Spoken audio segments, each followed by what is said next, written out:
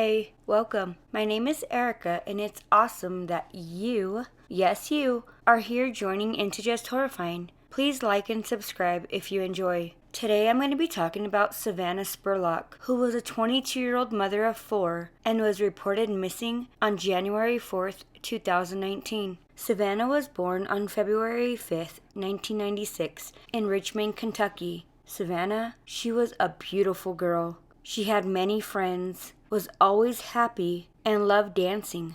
She loved dancing so much that she ended up joining the dance team in middle and high school. Savannah got along with everyone and had many friends. Sabrina, though, was her absolute best friend. After high school, they even went on to attend Eastern Kentucky University together. Savannah was an awesome student her freshman year, but things changed, and Savannah ended up getting pregnant with her first son, Noah. She was a loving mother, but it was getting a bit hectic taking care of her son and going to college. But eventually she ended up getting pregnant again. Her second child was from her boyfriend, Shaq Smith, and at this time, she decided to temporarily leave school with intention of returning one day. Savannah was 20 when her second child, Chase, was born. Her boyfriend helped her out, along with Savannah's first child that wasn't biologically his. It was hard juggling a job and having 2 boys, but she absolutely loved being a mother.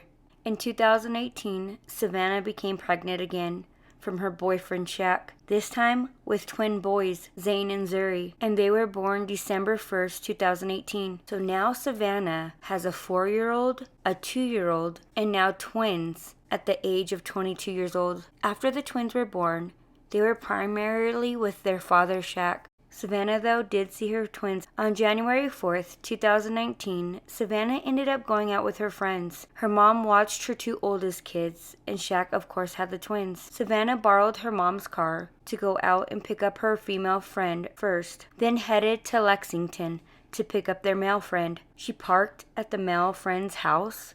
Their first stop was a bar called The Other Bar, and arrived roughly around 10:30 at night. Later in the evening, they all split up though. Savannah, I guess, got in a little argument with her female friend, and her friend ended up leaving. The male friend ended up leaving also due to needing to be somewhere early the next morning. So it was Savannah in the bar by herself. Savannah stayed and started talking to a few guys. She ended up leaving the bar roughly around 2:30 with 3 guys, but their surveillance camera only captured 2 of the men with Savannah. Savannah talked to her mom around 2:45 a.m. and told her mom that she was fine, she was with her friends, and that she would be home shortly. When Savannah's mom woke up and seen that Savannah never came home, she ended up calling Savannah around 8:30 in the morning, but her phone was turned off. Her mom called Savannah's best friend Sabrina and told her if she had seen her, but Sabrina told her she hadn't. Sabrina then called Savannah's cell phone numerous times and was unsuccessful in getting a hold of her.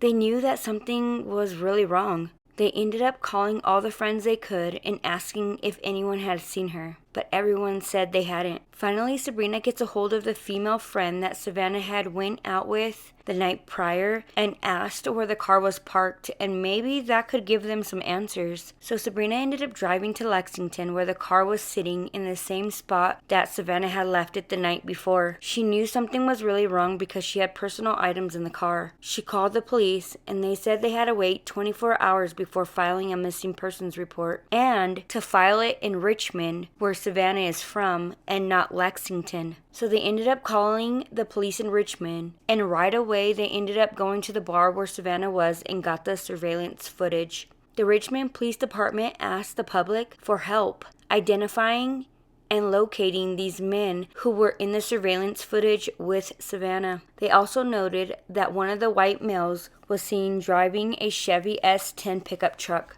The police department, volunteers, the family searched and searched for days, and those days turned into weeks, and those weeks turned into months. Finally, police identified the 2 men in the surveillance video. Turns out that after leaving the bar, Savannah takes off with these 3 men, and they take 2 vehicles. Savannah was in one car with 2 different men, and then the other guy drove his own truck and followed him. They were all planning to continue their night of drinking at David's house. But after a few drinks, the other two